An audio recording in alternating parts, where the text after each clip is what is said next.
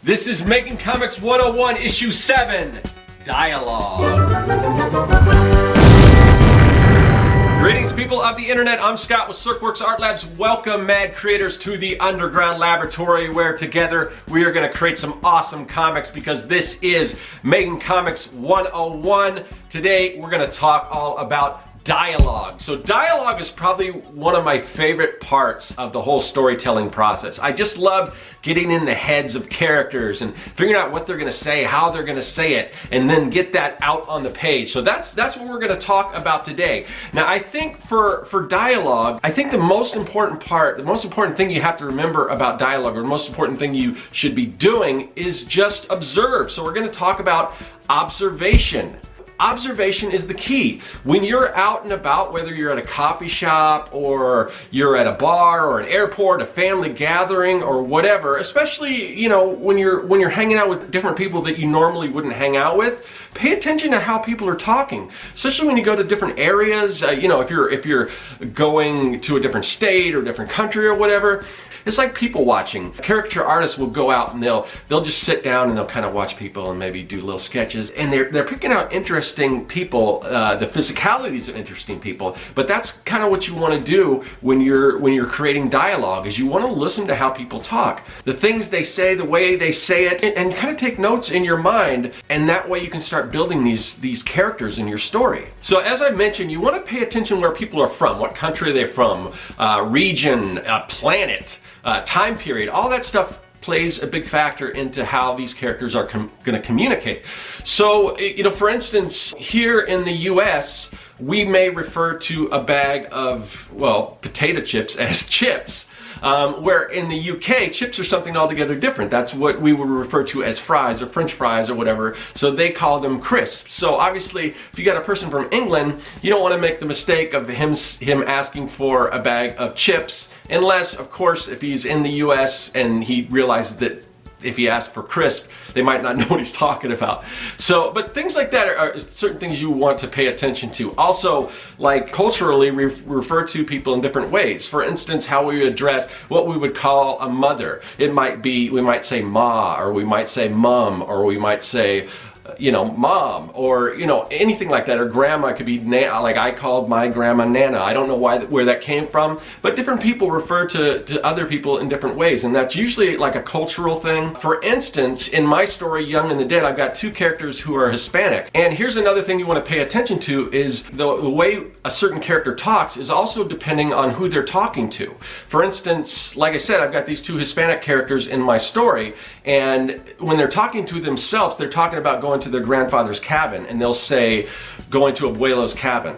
But when they're talking to the other non-Hispanic characters, they just say we're going to Grandpa's cabin, because again, they know that they might not understand what they're talking about or whatever, but to them, that's just how they refer to their grandfather, as Abuelo. You want to pay attention to not only culturally what somebody might say in their own vernacular, but how when they're talking to other people. For instance, you're not gonna talk to your mom the same way you talk to your friends. So that could kind of change the way you're speaking to each other. Pay attention not only to what that person's character or personality is, but how that might change when they're talking to other people. And these little cultural differences, it's not only in how they refer to each other, but like exclamations, and that can add like a lot of personality to a character. If they're excited about something, what they might say. For instance, if you're a person of Jewish descent, you may say oy vey, or, you know, if you're Mexican, maybe it's ay, or if you're Southern, it's maybe oh heavens, or, you know, it could be any number of different things. But a lot of those different things that we pick up from family and culture that kind of come into who we are and everything. So we want to pay attention to stuff like that. The other thing is how we greet each other. A goodbye, you know, in England, they may say cheers. How we say hello to each other could be another way to distinguish who we are. You may, you know, it could be hi, or yo, or how's it going? Or, you know, if Australia, they say good day, or, you know, maybe top of the morning to you, or just sup. In Hawaii, aloha means hello and goodbye. So these are the type of things that maybe our characters might say. And you don't, anytime a character introduces a scene, you don't always have to go to like the greeting or everything. I would use that sparingly, but it does give a little background to who our characters are. So we just really want to observe how people talk, the kind of things they say. That's going to inform their personality. When we're creating the characters in our story, we want to make sure that they're unique onto each other. We don't want all our characters to be the same, so we want to inject some personality into them. So even, I mean, we are working in a visual medium, so we can tell the difference between how each character looks, but it shouldn't stop there. It needs to go a little further into, you know, each one of these characters should have their own unique voice. Get to know your characters. How would they react in a certain situation? The rhythm, the way they talk, the cadence of their voice. Do they speak softly and slowly? Do they rattle off words one after another? That could inform whether they're an extrovert or an introvert. All that kind of stuff is going to let our readers know just who our characters are. Another thing is our characters might have, you know, different idioms. And this really is a good opportunity to make our characters more original. Have characters say things that maybe you wouldn't hear every day. Instead of having a character say, "Don't lie to me," if he's sort of a, you know, maybe he's like kind of a brash southern type, you might say, you know, "Don't piss on my boots and tell me it's raining." Something like that. And we can use these different idioms, and it doesn't have to be something that you would hear like in our own language. If you're telling a story that takes place in space, like for instance Star Wars, there's a line I think in Empire after Luke gets attacked by the Wampa and he's kind of recovering and everything, and he's kind of getting back on his feet and everything, and Han Solo comes in and says, "Hey kid, you look strong enough to pull the ears up a Gundark."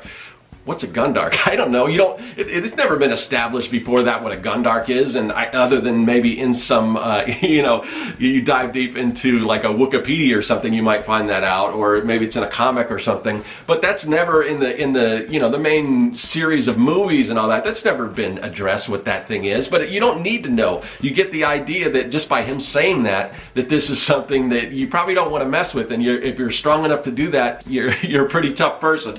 So it can be unique because we're dealing with worlds that aren't always, you know, we've talked about world building and all that stuff, but the worlds we're in, they don't have to necessarily totally reflect stuff that we would say in our world. Although if you get too crazy with some of this stuff, it starts to feel really unfamiliar, and it's hard to understand. If you got too many of these unique words and different kinds of names and things and stuff that you say, if there's too much of that, because there's stuff like, again, back to Star Wars, when Han Solo, you know, he kind of flies back in after you know, saying he was going to take off, and he comes back in and save the day in Star Wars and blows up or shoots Darth Vader's TIE fighter, spins around, and I think at this point, I think he goes, "Yahoo!" Well, they, you know, I mean, we're out in outer space. I mean, if we're here on Earth, we would think Yahoo is something that maybe, you know, maybe a cowboy might say.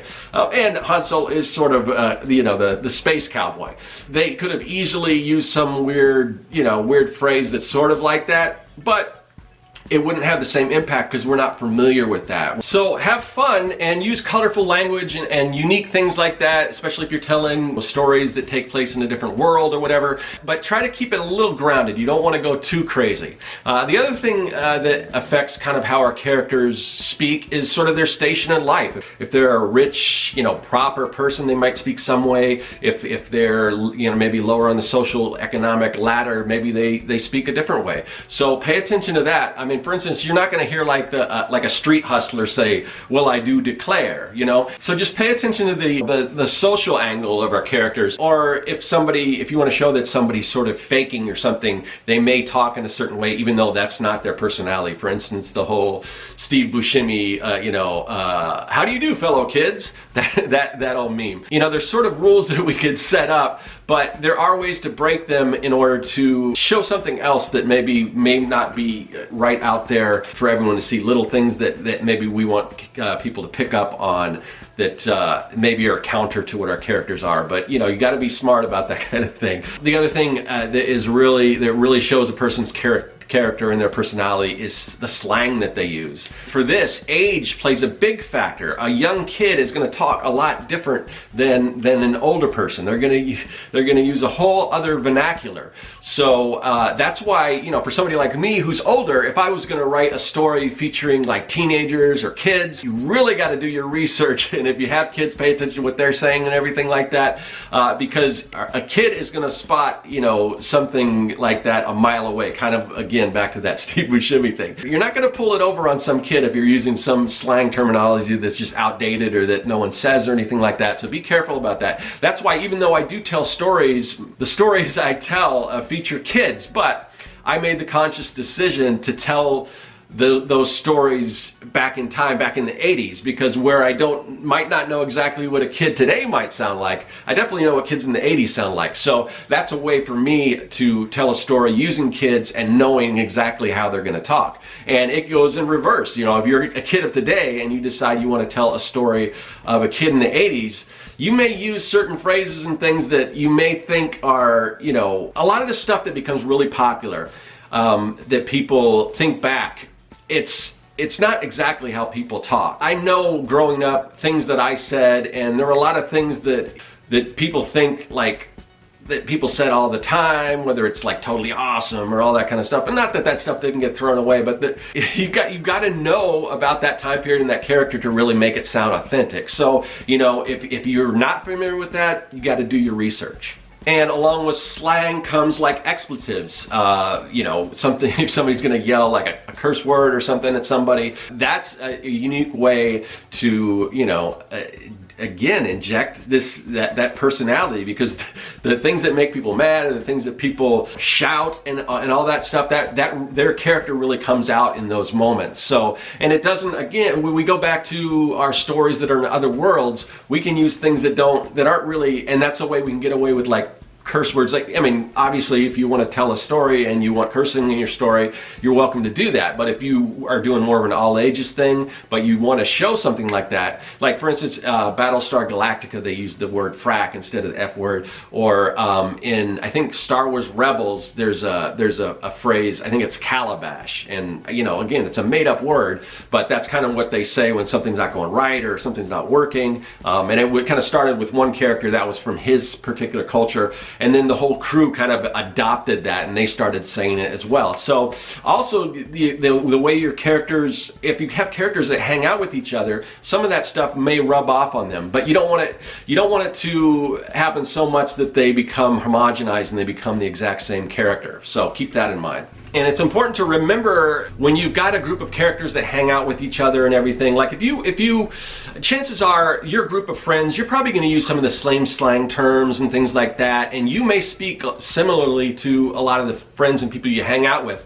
In Young and the Dead, my story, a lot of the kids, they're the same age, they use some of the same slang terms and things like that. But, you know, some of the characters are a little more shy, some of the characters are a little more extroverted and kind of brash. One of the characters in my story, I wanted to kind of separate him from the other characters. My kids in the story mostly are sort of nerdy characters. They're into, you know, they're into sci-fi and like D&D and all that kind of stuff. But one of them is way into it to the point where maybe, you know, he kind of speaks like he might be in Lord of the Rings. My character, Lloyd, this character right here. So here, I'm just gonna read some dialogue here. So let's see. He says, "Fret not, good sir." So that's not something that a normal 11-year-old kid might say. Your attempt at frivolity is not lost on me. So he speaks, you know, when he talks, there's no contractions or anything. It's very proper, even though he's not like a rich kid or anything like that. But his stuff is kind of derived from more like Old English or stuff that you might hear the way people might talk like in a Lord of the Rings, because he's so into that. I mean, he's like a dungeon master and all that. So that informs the way he speaks. So that kind of separates him from the other characters. So, you know, make sure your characters are different. And a lot of those idiosyncrasies, you know, speech patterns is another thing. Some of the most famous characters we know have just a really particular way of speaking. For instance, Yoda. His dialogue is sort of out of order, so that makes him a very unique character. You can always, and there's so many memes and things with the way Yoda talks, because I mean, no one really talks like that, so that makes him so unique. I'm just gonna roll with the whole Star Wars thing, and I use a lot of Star Wars analogies. I'm sorry for that, but I'm just a big fan, so I'm really deep in Star Wars, so I pick up on a lot of this stuff. So like a Jar Jar Binks, I know he's not everyone's favorite character, but you could see what they were trying to do with that character. They were probably trying trying to do something similar with the Yoda, where he refers to himself in the Misa Jar Jar Binks and all this kind of stuff. The language that he speaks is very different from anyone else in that universe. Again, Star Wars. In Mandalorian, there's a character, I think it's Quill. He's the Ugnaught character, the one portrayed by Nick Nolte. He's got his little catchphrase. When he's done talking, he doesn't say, "Hey, I don't want to talk about this anymore," or whatever. When he's done speaking, he just says, "I have spoken," and that's the end of the conversation. That's his way of saying, I'm done. I'm out. That's all I got to say, and I'm out. So I mean, just little catchphrases like that really add something, because there's no other character in that universe that talks like that. So that that character, doesn't have like a huge role, but we remember that character. He's just such a great character, and that line is so perfect. We can go away from Star Wars if we go into like Lord of the Rings, Smeagol / Gollum. It's like Smeagol this and so that's another interesting thing. Most people say I'll do this or whatever, but he always refers to himself in the first person. So, and just the way certain characters, the way they request things or anything like that can add an interesting spin on our characters. For instance, James Bond, when he goes to order a drink, he's just, he's not going to say, I'll have a vodka martini or whatever. It's very specific. It's vodka martini, shaken not stirred. I mean, that's a catchphrase, even though, that's just the way he orders a drink. And the way he introduces himself, he doesn't say I'm James Bond. He says, when he introduces himself, he says Bond, James Bond. And again, so unique, so iconic to that particular character. So these are some of the things we want to think about that make our character a little more interesting, a little more unique and different, and are going to separate them from other characters and other stories, or even our own story. Really, the last thing we want to do is have all our characters just be the same person. If you go and watch like Super Friends, which I've mentioned before, I'm a fan of that just because it's nostalgic and everything, but as far as the characterization of those heroes, you could swap any one of those out. The dialogue that Superman uses versus the dialogue that Aquaman uses versus the dialogue that Batman uses, it's all very much, "Here I come to save the day," and this and that, and you could swap those out very easily, because there's really nothing different about them. Again, they've improved on that. DC has improved on that. When you go further, more current stuff like Justice League, those characters, they gave them a lot. Each one of them had their own individual personality and something. If you wanna boil it down to the simplest things, just look at, you don't have to be a brony, but just look at My Little Pony, the Friendship is Magic. All those characters are very specific. They have, Fluttershy is shy, and I'm trying to remember all the characters' name, but they've all got it's very basic. Their name is the personality, and they stick to that, and you can definitely pick any one of those horses out, because they don't stray from that. They set up who they are, and as basic as it is, it works really well in that story, and that's why so many people gravitate to one of those characters or another, because they see themselves in those characters. You don't have to get crazy. You can boil it down to the basics, and it still works really well. And having said that, I said before to observe the way people talk, but there's certain things we don't always want to. We want to strip some stuff out, because when people talk normally, there's a lot of ahs and ums and things like that. People will drone on and everything like that.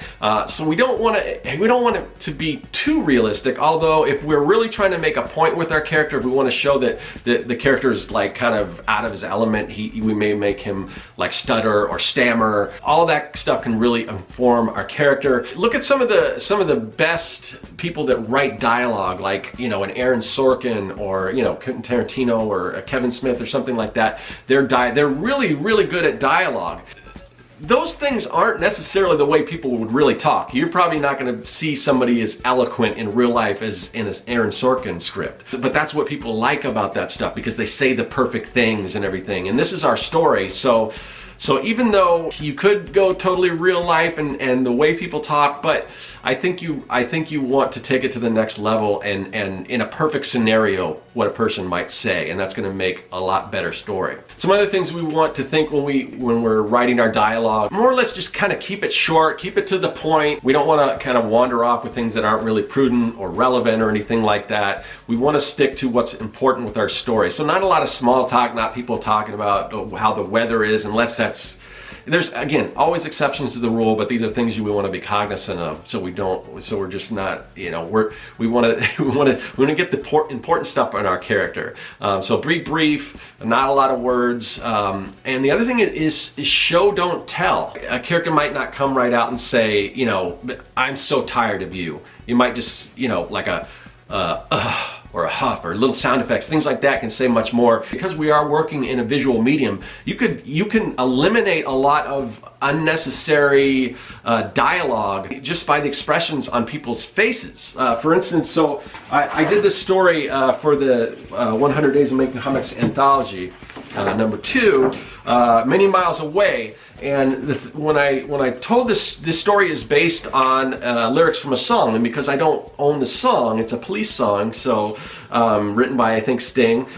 So I can't use those lyrics, but that created an interesting opportunity for me to tell what's happening in that song just visually without any lyrics, and I think the story is better for it. So this is a totally wordless comic, but I want to you can get the idea of what people are doing. I mean, this character right here, you can see, she's angry. She's not really talking. There's some dialogue in the background, and the whole idea behind that is you hear that in this scenario, there's just all this white noise just going on, people talk, and just like, all this stuff going on. So it's just hectic. So that's just to insinuate that. But this character, we don't need to know what she's saying. We just know that she's angry. These kids here, they don't have to say anything. We know that they're sitting at this kitchen table and they're bored. They're not looking at each other. They're not even looking at their food. They're just kind of staring off into space.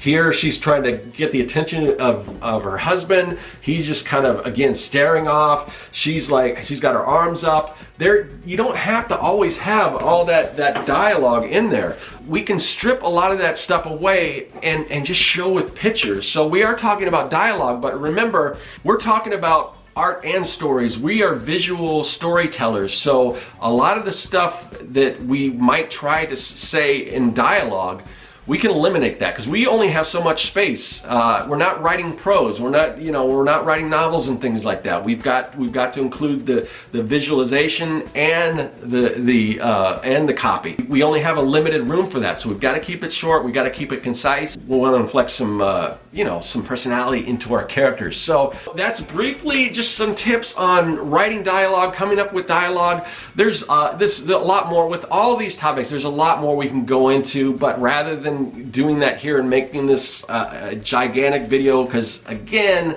we could do a whole comic book channel just on dialogue.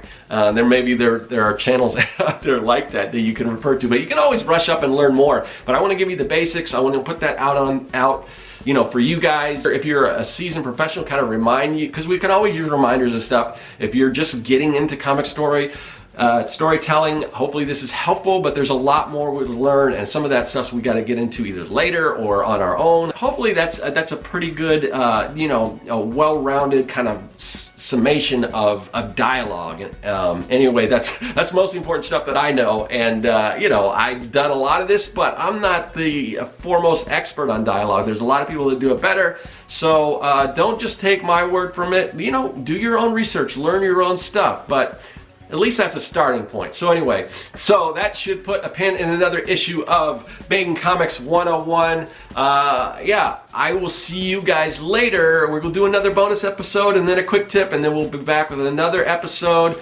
So whatever, if you're watching everything, I'll see you for the bonus episode. If you're just watching these, I'll see you in a week. But yeah, that is all. Hey, thanks for watching. If you like what you saw and you want to see more, hit that subscribe button. Also, you can follow me at Serkworks on social media, and now you can support the work that I do on Patreon. Do you like making comics? Then go to Serkworks.com and pick up the Comic Maker Starter Kit. It's packed full of fonts, brushes, templates, and more. And best of all, it's totally free.